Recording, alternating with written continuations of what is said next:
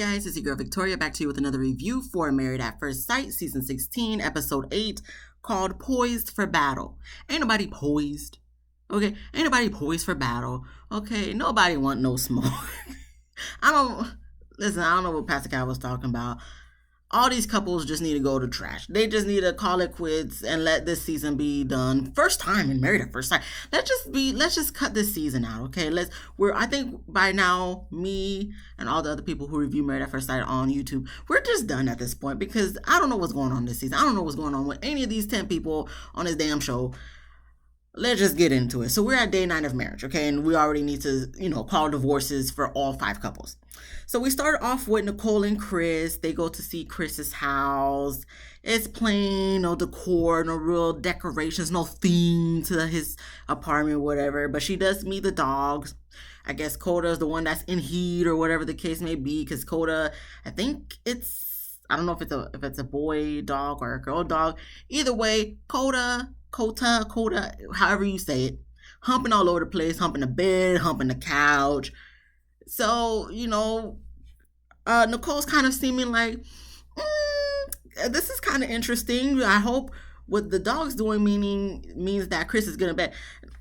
I don't think so. I mean, y'all getting it in by the end of the episode, but I don't think, he giving it to you the way you probably would like it to, you're just probably saying it's good just to let him think it's good because, he was so insecure about it. But whatever, that's it with them.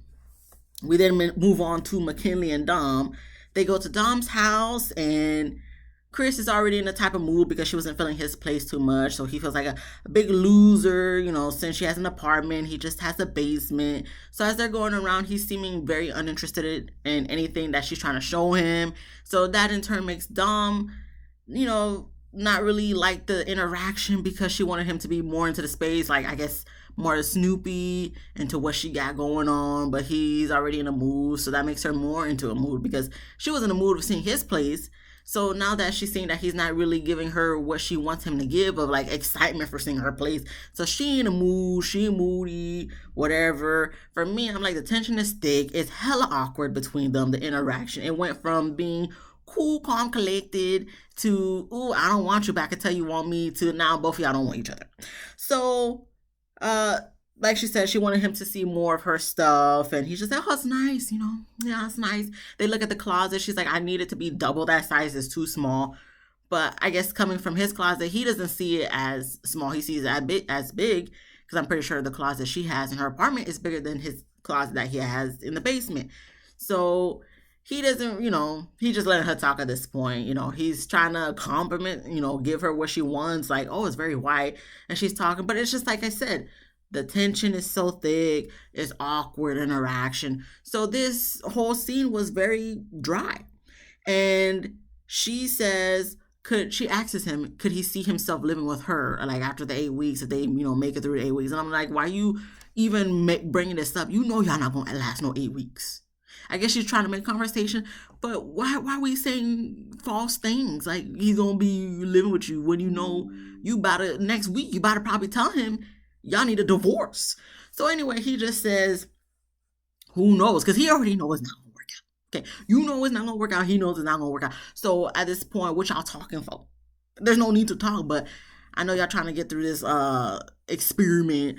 But nothing gonna happen. So then we move on to Clint and Gina. Clint goes to see Gina's place. They live in the same place, so he just gotta go down the stairs. Go on the elevator, take a few flights down or floors down, and he's at her place. So he goes to her place. Meets Hank again because he met them at the wedding. And I'm looking at her place, and I'm like, honestly, her place is set up to be an Airbnb. It looks like it's an Airbnb. I don't know if it is, but it's just giving me like, okay, this could be Airbnb vibes. But out of all of them, even though I don't really care for Gina that much, she got the best place. I'll give you that, girl. So you a hairdresser, so you could probably do everybody's hair on set. And you probably, it seems like you got the best place because even Kirsten, a real estate agent, ain't doing it right. So kudos to you, Gina. You won something in this season. Other than that, none of you guys are winning in couple vibes because none of you guys are giving couple vibes. Not even Chris and Nicole. But anyway, They talk, they sit down to talk. Of course, what's Gina gonna talk about if it ain't about work? It's about them having no chemistry or progression. So she's letting Clint know, she's not really seeing the marriage progress the way she wants it to progress. So therefore, she don't want to move into the shared apartment with him. She just wants them to stay in their own places because something is seriously missing. And yes, there is something missing, Gina. Y'all's, well, mainly you, because you're the one that doesn't want to do this. You're in a capability to even try to attempt to make a marriage work. Because all he did was say he likes more slender, more athletic females, and now you ready to go. And my thing is, he wouldn't probably have said that had you not talk about him being a ginger from the get go. So we're just gonna dismiss the fact that she said something first in the first place and kept bringing it on. Like every time you guys sit down that we see on the camera, all you do is talk about the chemistry is not there, the physical attraction is not there, and there's no progression going on. That's because of you, Gina. He probably wants to move forward. He seemed like he was going to try to move forward and try to build on it from the get go, from the beginning. But because you're so, oh my gosh, that you don't see no attraction, and mainly of the fact that now he gave you something to go off of, because if it wasn't for that you probably would have chosen something else, like, oh, the attraction's just not there. But now you want to use the, oh, he called me fat as the narrative, and that's really not the case, because from the get-go you wasn't attracted to him to begin with. So what are we talking about here, Gina? So okay, you want to use that as the excuse? Well, no, she says that to Pastor Cal. Let me rephrase that. Okay, she tells him nothing's progressing, but once again, it's because of you. It's not because of anybody else but yourself, Gina. So it's really you. That's the time you use the, it's not you, it's me, because it really is you, Gina. Anyway, pause. Sorry about that. But that's okay. Clint looking a little upset. He talking about he wants to, move forward, stick it out, see what's happened. And she's saying she thinks moving in together is going to make them pull apart. And all I said in my notes was excuses. You say anything so you already try to say, oh, okay, we just need to be apart for the rest of this honeymoon. So now we shouldn't even be living together. Okay, Gina, whatever. We move on to Eris and Jasmine, and they go to her house. She still lives with her parents, I believe. Excuse me, I believe. So Eris is saying Jasmine is too humble for being a pageant queen, because he sees the whole shelves of like all her awards, of her tiaras, her shoes, her sashes. So he's just like, because we know he one of those type of cocky sons of guns who probably like, oh, I got this, I did this, I got my own place. So for him seeing that she got all these immaculate awards and she's not really boasting about it, he feels like she's too humble. So there's something wrong with someone being humble. I actually like the fact that she's very established for herself and she's not boastful about it. Maybe you and Dominique should be together, because you like to boast things, it seems like, and Dom seems like a person who likes to boast, because she boasts about her being an old soul, which I have yet to see how she finds herself being an old soul or why she thinks she's an old soul. But that's neither here nor there. But I don't think there's anything wrong with Jasmine. Okay, you see, that's what we talking about. All y'all trying to nitpick everything. For me, I'm just like, so it's bad to be humble. It's bad to be, classy in the streets, but a freak in the sheets. But yet you don't even know that, because you want her to bring out the whore. It's always about what you need her to do to change herself up for you. No, she don't need to change herself. You're just not the right person for her. It's not about her not being the right person for you. You not the right person for her, because you even said when you sat with Pastor Cal that she's what you need. Okay, but you ain't what she needs.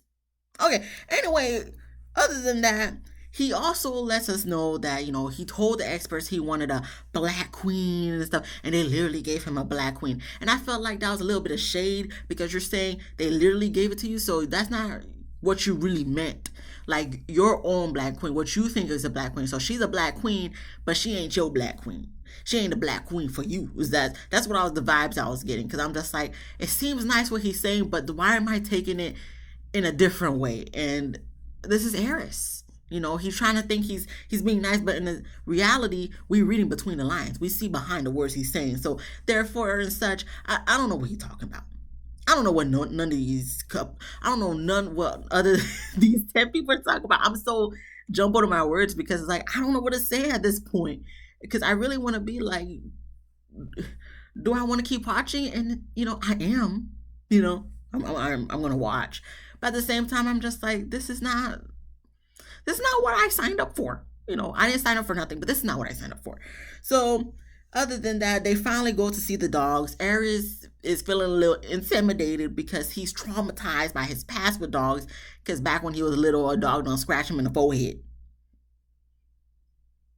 Now, is this a type of scratch where you had to get stitches, Aries, or is this little scratch where you just get the little white mark on your forehead and then you just wipe it off and you good type of thing, or is it that type of scratch that it leaves like a little raised area and then after like a day it's gone? I feel like Aries is being dramatic. But at the same time, maybe, if he was traumatized, who am I to tell someone what they are traumatized and what they aren't traumatized about? I just feel like Eris is playing in our faces, so that's why I feel like he's just being dramatic. But anyway, once he sees the dogs, he thinks they're cute because they are, I wrote down the name, Golden Doodles, and they are cute.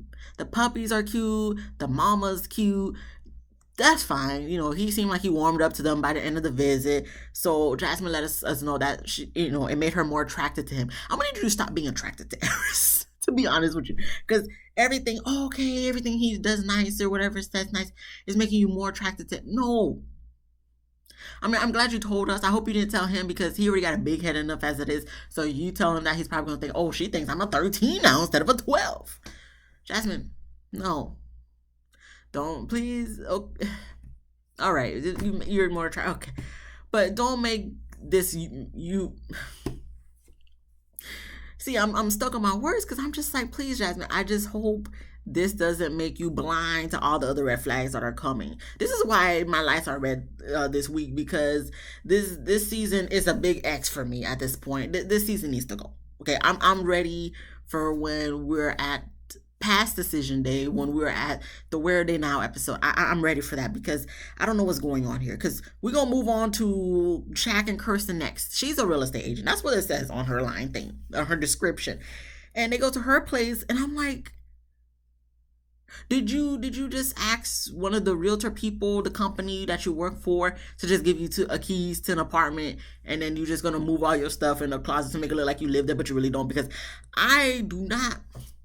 I refuse to believe that you're a minimalist. I'm sorry. I just you don't give me the vibes of minimalist, Kirsten. You give me the vibes of you gonna make sure your apartment is glam from head to toe. So the fact that you had nothing, that you had it looked like a model apartment that people show when someone's trying to move into the apartment. It don't look like somebody that lives there every day. So you don't see nothing. You barely see nothing on the counters. There's barely anything in the fridge. There's nothing on the walls, no pictures of family, even the bedroom. There's no nightstands and stuff. I'm not saying nobody can't have no nightstands. I'm just saying for someone of her caliber, for the type of person she seems to me on TV, she don't seem like somebody who's going to be a minimalist that don't even have freaking nightstands. She's making excuses like, oh yeah, I just put it on the bed. No, you don't. I don't want to hear nothing. Kirsten, no, you don't. Okay, who you lying to? I don't believe you. Shaq don't believe you. America don't believe you. Twitter don't believe you. I don't think you believe yourself. I don't think you believe that because the only thing that looks livable is the closet. And I just feel like you just had you pay someone to put something in there to make it look like you really live there. But I really don't feel like you do because, well, all the stuff I feel like she has, I doubt that's all she has in her apartment. So Shaq talking about he got anxiety going into her closet. I'm like, Shaq, she probably got a bigger closet wherever she really does live. And she just probably stuffed everything in there. Just, for TV's sake. There's nothing else to take from them. We move on to Dom and McKinley. So they're driving in the car. Where are they going? Probably back to the shared apartment, I'm assuming.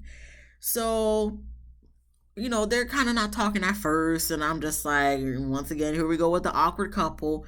And Dom saying his energy is off. It's all on McKinley. Is McKinley, he's not energetic enough. He's not this. Okay.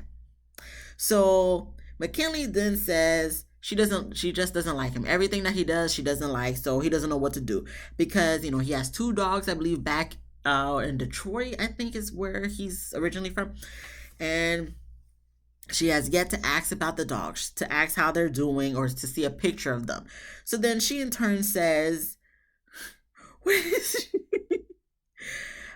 I think he's saying she don't like his dogs because she don't really care for dogs being all up on the house and taking over the house and being on the bed or whatnot. Listen, I understand some people really do feel like that, but it just seemed like she don't like dogs, period, to me. She could say that, but I feel like that's just like a soft blow for saying like I really don't even want to f with dogs. So that's something else that you have and do that I can't f with. So so then Dom's just like, well, I mean, you didn't bring them to Tennessee, so I don't understand why you don't have them in Tennessee, and you've been here for like 5 months. So he said he wanted to wait till he got an apartment to do that, understandably. So first off, I mean, I could understand of asking, oh, since you have dogs, since you've been here for a minute, you don't want to bring them there. But, I'm just like, he's living in somebody's basement. I don't think he wants to have dogs and then lug them up. I don't think he wants to do all that.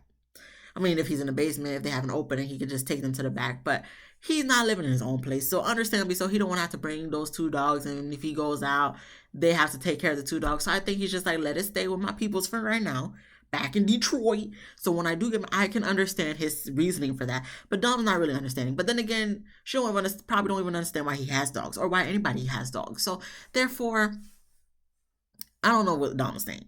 Like I said, I don't know what any of these 10 people are saying or doing. I'm just trying to go with the flow, the best to my ability.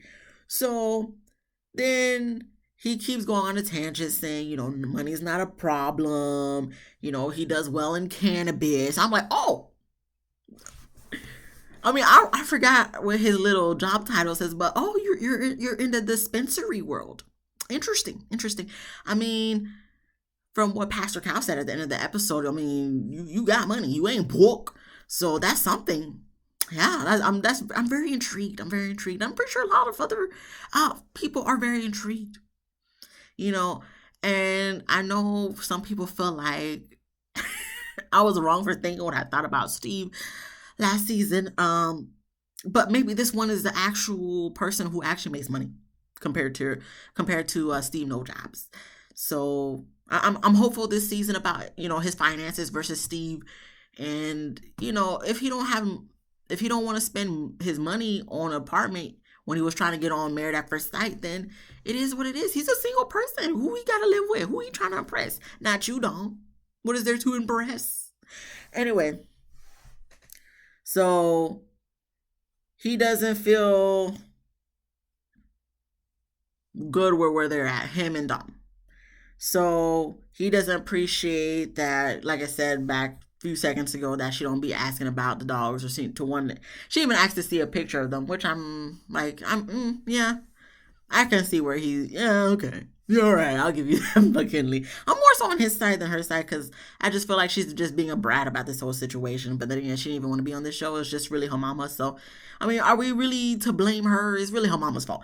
But anyway, so she's just like, we're really gonna have an argument about your dogs? I mean, there's so much more to talk about.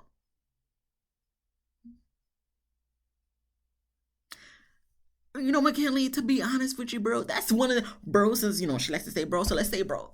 To be honest with you, McKinley, that was the moment you could have just stopped the car. You're like, all right, we're done. We're done. We're not gonna be dismissing my dogs like they ain't shit. Okay, you're dismissed. There's the door. You're dismissed. And then she could have been on her merry way. She probably would have been happy. She probably would have called one of her girlfriends to come pick her up. She would have been fine, But he just kind of just like, oh, I don't know, maybe, all right, McKinley, you being nice, so I'll give you that. But at the same time, Dom, don't act like you're so innocent in this situation either, because I feel like she's just pointing a finger. She's the true definition of, you point a finger at somebody, 3 fingers are pointing right back at you. That's Dom to me right now, because I'm just like, you're just finding anything to nitpick at this time, to the point you're saying we're arguing about dogs like his dogs ain't shit. And she's gonna say, no, that's not what she meant. And I didn't even watch After Party yet, so I don't even know if I want to watch After Party, because I feel like there's just gonna be more excuses on her part. But anywho, we move on to Nicole and Chris. They have their dogs meet for the first time. As they're walking up, Chris' dogs is barking, but Charlie, he's chill, calm, cool, collected. Finally, when they let them off the leash at the little dog park, I guess, they seem all chill. They didn't seem like they was doing nothing. They were just like, oh, okay, no, whatever. Another dog, you stay over there, I'm gonna stay over here. So that was cool. And then we move on to the couples to get back to their shared apartments. And Clint's still talking to Gina about moving in together and offering to stay in separate bedrooms in the shared apartment. Gina still doesn't want to do that. She doesn't want to feel forced and still don't want to move in together. Gina, can we call it quits at this point? No, you don't want to spend the or pay the fee or the fine for ending the experiment early.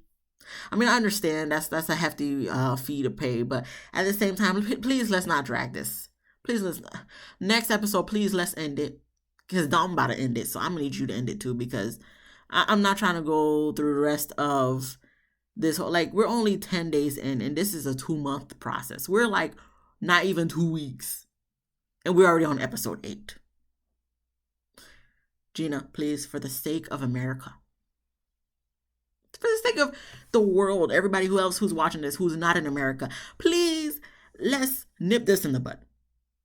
We then move on to Dom and McKinley. They're in the department. It's quiet and awkward as usual for the past few episodes. Then Dom saying she's not going to be having petty arguments with them. So of course McKinley gets in his feelings. He's like, my dogs aren't petty. So then she's just like, oh, she's like, oh, I'm not trying to have this spiral into something more. So he's like, well, I've been spiraling since the honeymoon. So he's like, ever since the honeymoon, he's been feeling like SHIT. So then she's like, she's been feeling like SHIT since the honeymoon because she's tired of having to support him and trying to have to make him do things that she wants to do. Even though she has not yet once said she wants to do things he wants to do because what he wants to do is boring and old people stuff. Even though that's what she wanted. But she wanted one of those. You know what she wants? She wants a sugar daddy because she wants someone who's probably retired and just wants to enjoy life, probably go on cruises, sailing, like Clint. So he too boring for her. He's too pish-poshed, probably just sits down in the living room, probably on the balcony with a book, with a glass of wine in his hand, legs crossed over. Because that's exactly what he gives every episode when he's just sitting with his little glass of wine with his legs crossed over. I ain't mad at it. But Dom is. Okay. So here they go talking, going back and forth a little bit. Like I said, she said she mentally exhausted or whatever. And he said that's why. No, she said she's. I'm sorry, because I'm just trying to. I put in one big paragraph, this little back and forth between them. So she said she feels like SHIT too. So he's like, he don't understand why she feel like SHIT when he has not said one thing about her. He didn't complain nothing. He didn't say nothing negative about her. So then that's when she says she's over it. She tells us in the confessional she not feeling it, so she gonna go home and take a hot bath. She not gonna be staying in the apartment with homeboy. So then the producer's coming out being dramatic, like, okay, so you're just gonna get all your stuff and go right back to the car. Yeah, she sure is, because then you see her hauling all her stuff in the whatchamacallit, the hallway. What else is. And then the only thing I put in there is like, instead of listening to what he's trying to say, you just shut down, turn off what he's saying, and then you just move on. How are you guys supposed to move forward in this? Like, that's not showing no old soul. That's not showing no type of maturity. That's just showing to me someone like, okay, what I think is right, what you think is wrong, and that's just gonna be, I'm not trying to hear what you're trying to say because I already know what I said is right. So I'm the victim here. So I'm just gonna get my stuff and go. But that's not working together. Like I said, she don't want to be here. I mean, if you don't want to be here, don't be here. I wish Gina would do the same thing as you, Dom. So listen, if you feel like this is too much for you, yes. If it, if what's the saying? If it's too hot or if you can't stand that, he get out the kitchen. So Dom got out the kitchen. That's it. Hold on, pause. Day 10 of marriage. Okay, so this is the next couple days. Pastor Kyle gonna be visiting all the couples to talk about their progress, where they're at, how they can move forward, all that stuff. So we start with Eris and Jasmine first. He first asked Jasmine what was her initial thoughts of Eris as she walked down the aisle, but we didn't really ask Eris what was his thought of Jasmine when she walked down the aisle. I mean, I don't know if the producers just decided not to show it, but she likes him. She thinks he's attractive, all that stuff. I'm still trying to understand, wrap my head around this, Jasmine, but okay, for your sake, because I like you, okay, you think he's attractive. You are probably the only person currently who likes what you see. And all of us were kind of like, I mean, do you, girl? Because I'm not about to continue telling somebody they attractive when they don't find me attractive. I'm sorry, just cannot. I'm not gonna do it.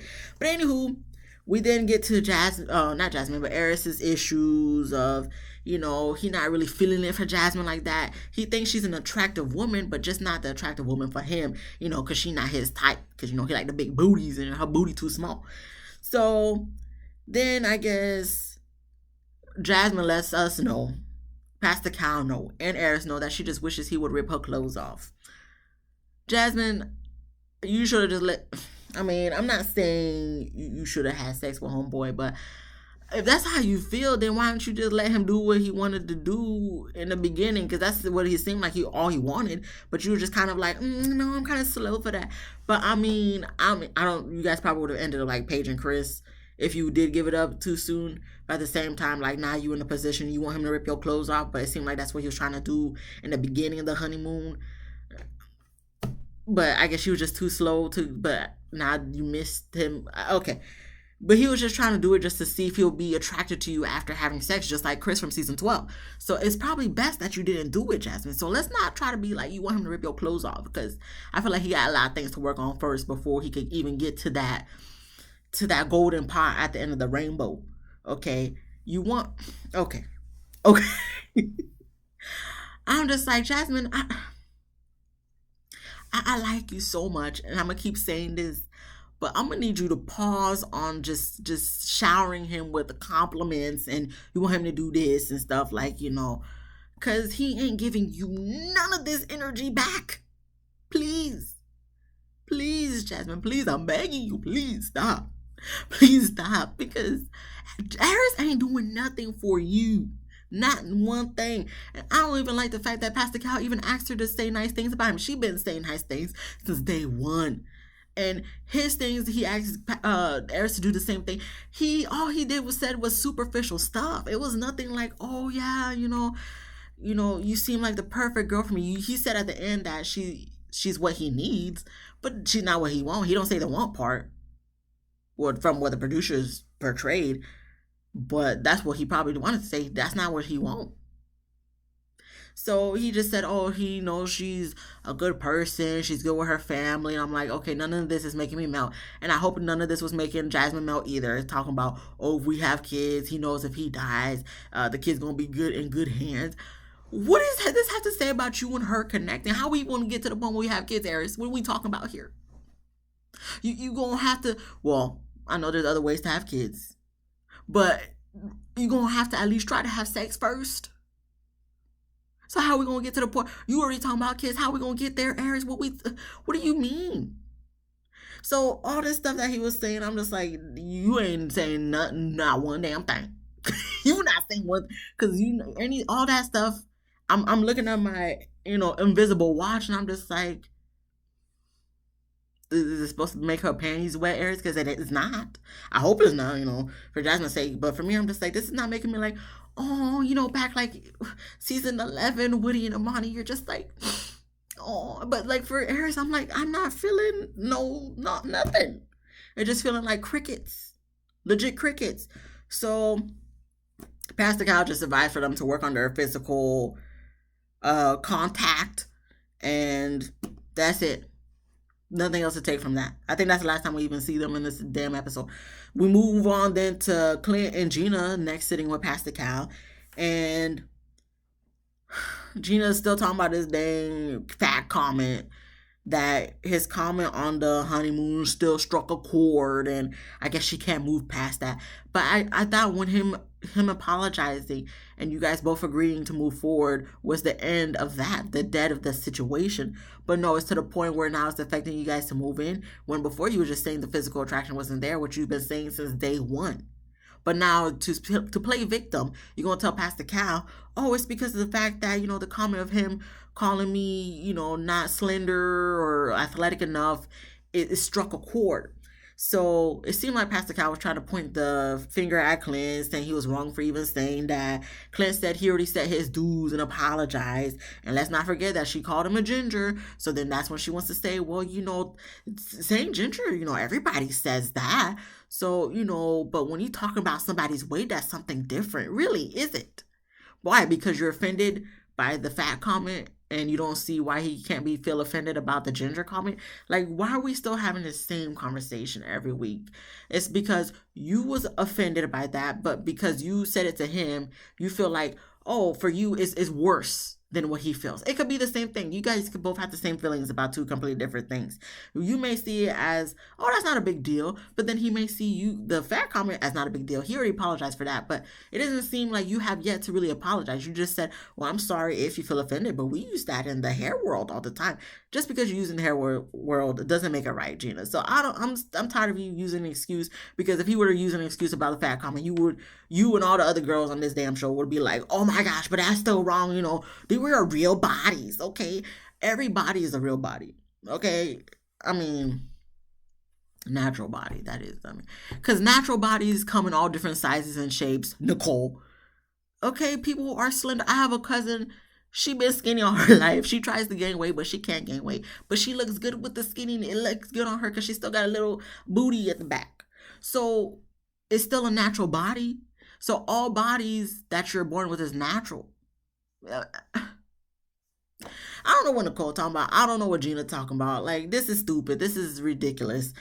Gina, you just don't want to be in a marriage. Just call it quits. Please, like I said, let's not drag this. So they go back and forth a little bit. Pastor Cal tells them that tells Gina that her thinking of not moving in together is a step in not being together. Exactly. And Pastor Cal said if they're going to work it out or call it quits now, just say it. So then it goes to commercial for dramatic effect. Comes back from commercial for dramatic effect. And Clint talking about he want to work it out. Gina talking about she wants to work it out too. I'm just like, so we're going to drag this out. We just going to drag this. Okay, this is what we're doing. Whatever. So I'm like, she lying. She just saying that because she don't want to pay no early termination fee. And then so, excuse me, she says she doesn't want to move in because she doesn't want to start off living together, living in separate bedrooms. And I'm like, okay, so why can't you guys be in the same bedroom then? What are you talking? Like, what is the real title of this episode should be, what are we talking about here? Excuses, excuses, excuses. Because then it don't end there, folks. Gina then starts doing her Karen crocodile tears, talking about, she don't even really cry. Not one tear fell from her eye, but she tries to muster up the courage to cry. It don't really work. Her face just gets red a little bit, but she starts to get emotional, talking about, she's uncomfortable with moving in together, like this man about to beat her or something. Not saying she said that. She did not say that at all. I'm just saying the way she was acting was like she was like so petrified to live in the same place with this man. Like she just doesn't want to do it. And why are you making her do it when she doesn't want to do it? Like, I'm just like, Gina, what are we crying for? What are you doing? So Pastor Cal's kind of just like, okay, I'm just going to leave it alone. But he did end off with saying, if you're not willing to change, then you're not willing to be married. Gina's not willing to be married, and she needs to ask for a divorce. She don't even need to be on the show. I don't know why she even, asked to be on this show. I don't know why a lot of people ask to be on this show, knowing they're so picky that somebody being ginger or somebody being bald is going to make them be like, oh, no, I'm done. If you're that picky, you don't need to be on the show. Or, sorry, someone having a dog lay on their bed is a deal breaker. You don't need to be on this show. Things that are like easily compromisable. I mean, not the baldness or the red hair, but that's okay. We'll get to that in a moment. We get to day 11 of marriage. Okay, we have Chris. He brings his two dogs to the apartment. He's so happy because he manipulated Nicole into bringing his two dogs, and Charlie just got to sit with his grandpa at the house. And Chris keep talking about how the dogs have a new mommy now. And I'm like, it's always about your dogs. We're not talking about her dogs. You bring it up for like 2 seconds, but it's like more so your dogs. So he's just on top of the earth. He just living his life with his two dogs who he really care about, and damn Nicole. So then he brings up that their leases are about to end soon, so he thinks they should just renew their lease. Nicole doesn't really like that. She thinks the opposite. And he's like, well, let's just renew it for 9 months because, we don't know what's going to happen in 8 weeks. But Nicole's just like, well, that's what's part of being in a marriage. You work it out. You think it over. You figure it out. So he's not really trying to do that. Nicole doesn't really like that. But I guess later on we're going to find out she's just trying to not rock the boat, so to speak. So I'm like, oh, okay, so we have Kristen manipulating you twice already. Okay, we're gonna get to it when you sit with Pastor Cal. We then move on to Cal. He's sitting with Kirsten and Shaq. Nothing really to take from this situation. Kirsten doesn't care for Shaq's sense of humor. Pastor Cal tells her pretty much to live with it because all men do corny jokes. He does his dad jokes all this time, all this stuff. His wife got to deal with it. And I'm like, don't be telling Kristen to deal with it, Pastor Cal, because she probably going to be like, I'm not trying to deal with this. He already bald. I already got to deal with it for the next 8 weeks. So I'm not going to be trying to deal with him being, his sense of humor because she don't like him. If it was a person she liked, Pastor Cal, she probably would deal with it. But because it's the fact that this is Shaq, who really don't really got nothing for going for him in regards to Kristen's coochie. Nothing getting wet down there, that just as Jasmina said a couple seasons ago, ain't nothing going on down there. Ain't nothing going down there for Kirsten. So she's not gonna put up with it after 8 weeks. She gonna say no, guys. Pascal, I know you trying your hardest, but you guys are dropping the ball because you're trying to give, I guess, somewhat real couple advice to couples who don't even stand a chance. I don't know what else to say. I don't know what else to tell you, Pastor Cal, but you guys get a big F in this season. Anyways, other than that, Pastor Cal asked about chemistry. Ain't no chemistry going on. She said ain't no emotional chemistry. Shaq thinks there's some chemistry. I don't know what delusional world he live in, because I'm like, Shaq, what type of what chemistry we talk about? Because he claims his claim since she be laying on his chest when they go to sleep and he kiss her forehead and stuff. He thinks there's chemistry. No, she just no. That don't mean no chemistry. I can see where you would think that, but I feel like you just really trying to hang on because it don't get no better than this for females you've been with. But it's okay because you won't find somebody who really wants you for you, and Kirsten don't even want you for you. You may have great things going on for you, educational wise, maybe monetary wise, but that still don't make her want to stay. I'm sorry. I'm sorry to be the bearer of bad news. I be trying to root the best for people, Shaq, but at this point, I'm so done with this season. Let's call it for what it is. She don't want you to die. It's okay. It's okay. Girls gonna see this, and some girls gonna be in your DMs by the end of the season. Okay, you will be fine. But anywho, Kristen admits that she does need to let her guard down. Is she going to? Probably not. She probably just, give him some brownie points to give him a kiss later on in the season, like we've seen in the previews. But other than that, nothing else is going to happen. Other than that, Pastor Cal suggests for her to blindly trust him, and they have what it takes to make it work because they are a power couple. No, they're not, Pastor Cal. They're nowhere near close to a power couple. I feel like if they were both interested in each other, not just a one-way street that Shaq's into Kirsten and Kirsten's not into Shaq, if they were both into each other, they have what it takes to make it two power couple because of their statuses and monetary and educational reasons. Like on paper, they couldn't stack up to be a power couple, but they are not a power couple. And they're not even a couple.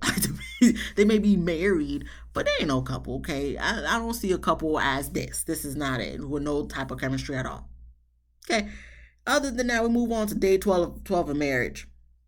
So this is where Pastor Cal sits with Chris and Nicole. And Chris talking about he hasn't seen her crazy side yet. Nicole's like, yes, you have. So then they show a flashback of 3 days ago. I guess Nicole was flipping out because of the picture that they put of them getting married. She didn't like it, so she was throwing a flip about that. I'm just like, really, Nicole, it is what it is. We probably seen worse angles of you this season, so get over it. And it's funny that I even said that because her shirt said, uh, I'll get over it. I just gotta be dramatic first. All right.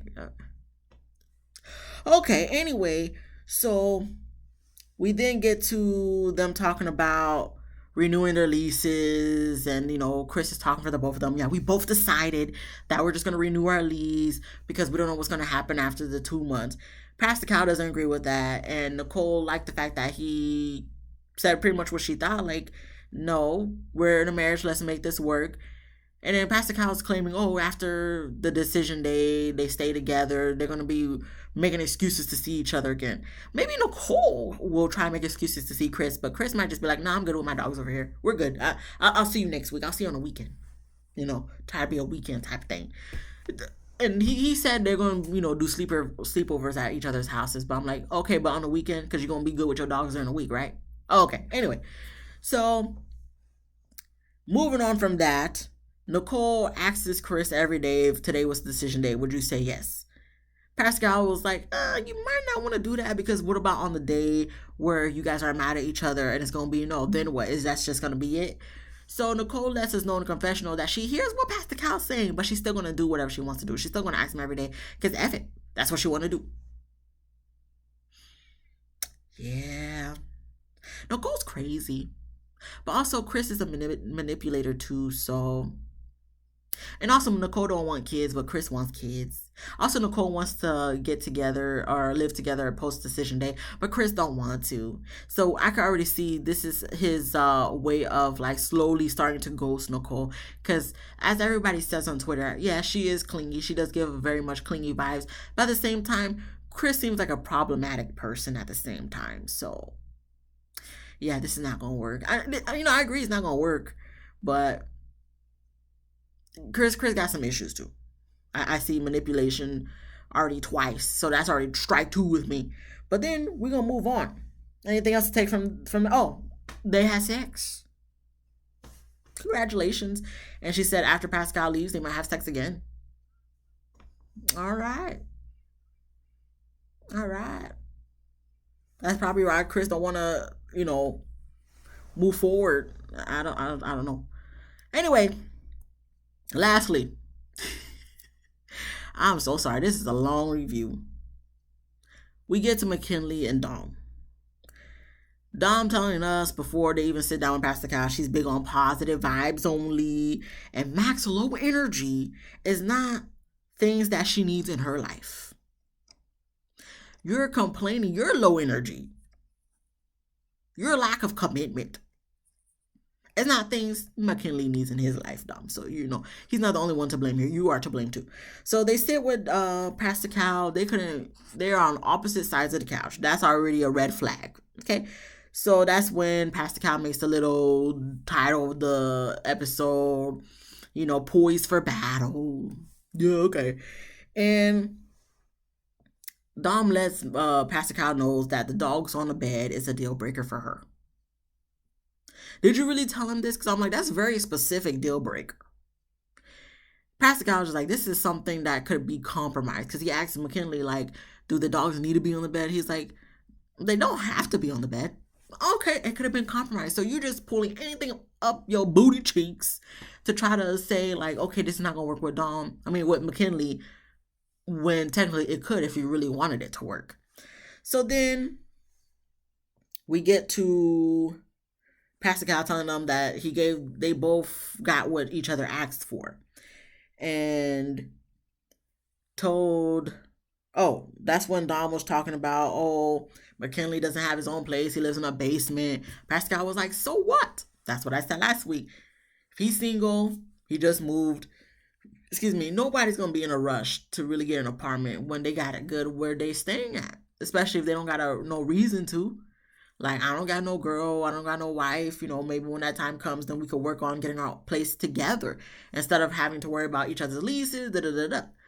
And plus, if he's paying less, I don't know if he's paying anything at the people's house, but I would assume so. If he's paying like, maybe $500 to live in the basement, who gonna turn that up for a $2,000 rent? That's $1,500 you save a month. Because, rent ain't going nowhere but down the drain. So shut up. you know. Pascal was just like, so what? I mean, he ain't broke. I wonder.